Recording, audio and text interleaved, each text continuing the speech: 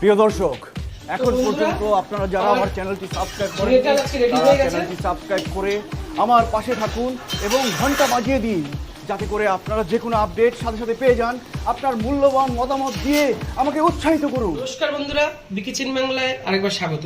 তো আজকে একটা নতুন ধরনের রান্না আপনাদের সামনে দেখাচ্ছি, সেটা হচ্ছে ঝিঙের ডাল। তো আপনারা খেয়েছেন কিনা জানি না, আজকে আমি রেসিপিটা বানাবো, দেখুন কেমন লাগে। এটা কিন্তু রবীন্দ্রনাথ ঠাকুর খুব পছন্দ করতেন, সেই অনুসরণ করে আমি কিন্তু আজকে রান্নাটা করছি ঠাকুরবাড়ির রান্না থেকে। ঝিঙের ডালের জন্য নিয়েছি দেখুন ঝিঙে কেটে রেখে দিয়েছি, আছে লাউ শাকের ডাঁটা, টমেটো কুচি আছে, দেখুন এখানে সব রকম মশলা, আদা বাটা, মটর ডাল এখানে আমি ভিজিয়ে রেখে দিয়েছি, আছে মুগ ডাল, আছে ধনের গুঁড়ো, লঙ্কার গুঁড়ো, কাশ্মীরি লঙ্কার গুঁড়ো, আর আছে তেজপাতা, চিড়ে রাখা কাঁচা লঙ্কা, শুকনো লঙ্কা, আর আছে টমেটো ও সাদা তেল ও ঘি। তো শুরু করা যাক আজকে ঠাকুরবাড়ির স্টাইলে ঝিঙের ডাল। কড়াটা আমি গ্যাসে বসিয়ে দিয়েছিলাম, আগে থেকে গরম হয়ে গেছে। দিয়ে দিচ্ছি সর্ষের তেল,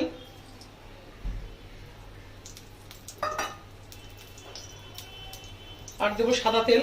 দুটো তেলের সংমিশ্রণ হচ্ছে।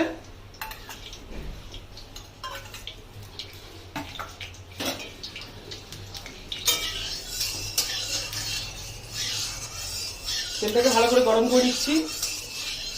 তো এই ঠাকুর বাড়িতে এই রান্নাটা খুব চল ছিল নিরামিষের মধ্যে, তার মধ্যে ঝিঙের ডালটা খুব ভালো হতো, সেটাকে আমি করার চেষ্টা করছি, দেখা যাক কি করা যায়। আর আপনারাও দেখতে থাকুন ঝিঙের ডাল। দিয়ে দিচ্ছি 5 ফোড়ন,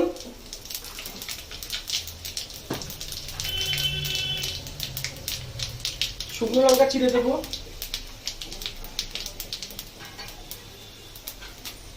তেজপাতা,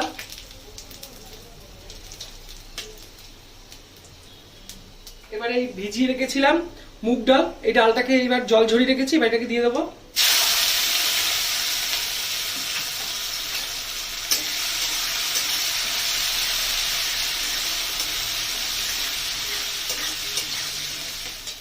দিয়ে দেবো মটর ডাল, এতে মটর ছোলার ডাল দুটোই মেশানো আছে। যেহেতু ঝিঙের ডাল তাই ডালের পরিমাণটা একটু বেশি লাগবে এখানে। দিয়ে দেবো 1 চামচ আদা বাটা,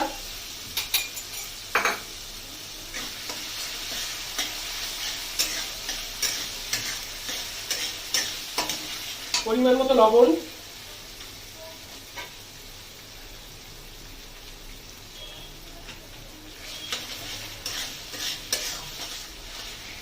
দেবো টমেটো কুচি,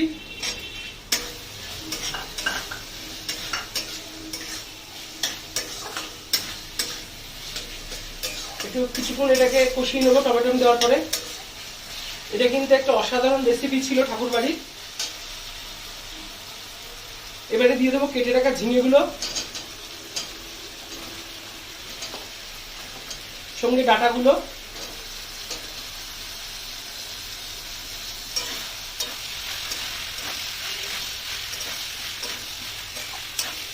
গ্যাসটা একটু কমিয়ে দেবো।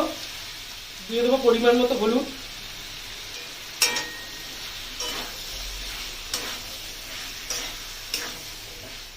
দিয়ে দেবো ধনের গুঁড়ো, জিরের গুঁড়ো ও কাশ্মীরি লঙ্কার গুঁড়ো, তিনটে একসঙ্গে দিয়ে দিলাম।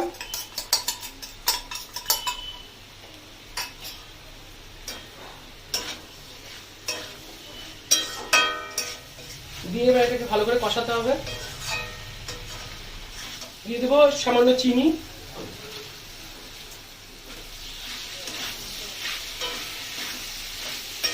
ডাঁটাটা আপনারা নাও দিতে পারতেন, আমি আমার স্বাদের মতো তাই ডাঁটাটা দিয়েছি, যাতে স্বাদ হয় আর খেতেও ভালো লাগবে ডাঁটাটা দিলে। আপনারা এখানে সজনে ডাঁটাও দিতে পারেন বা অন্য কোনো যে কোনো ধরনের ডাঁটা দিতে পারেন, আমি লাউ শাকের ডাঁটা দিয়েছি। সামান্য একটু জল দেব, দিয়ে এটা আমি একটু কিছুক্ষণের জন্য ঢেকে দেবো, দিয়ে গ্যাসটাকে একদম লো ফ্লেম করে দেবো। তো আমি 10 মিনিট পরে ঢাকনাটা খুলে দেখবো।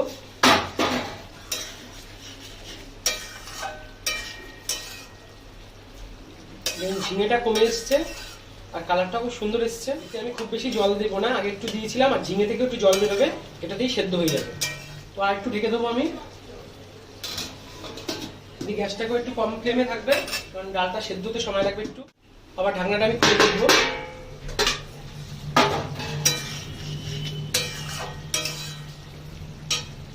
এবারে দিয়ে দেবো চিড়ে রাখা কাঁচা লঙ্কাগুলো।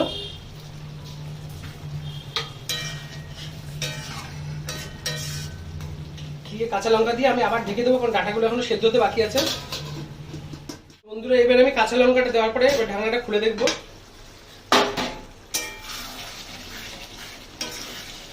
ডালটা কিন্তু অনেকটা সেদ্ধ হয়ে গেছে, কিন্তু খুব বেশি সেদ্ধ হবে না, একটু গোটা গোটাই থাকবে কিন্তু। এবারে আমি দিয়ে দেবো সামান্য একটু ঘি, দিয়ে এবার আমি এটাকে নামিয়ে নেব।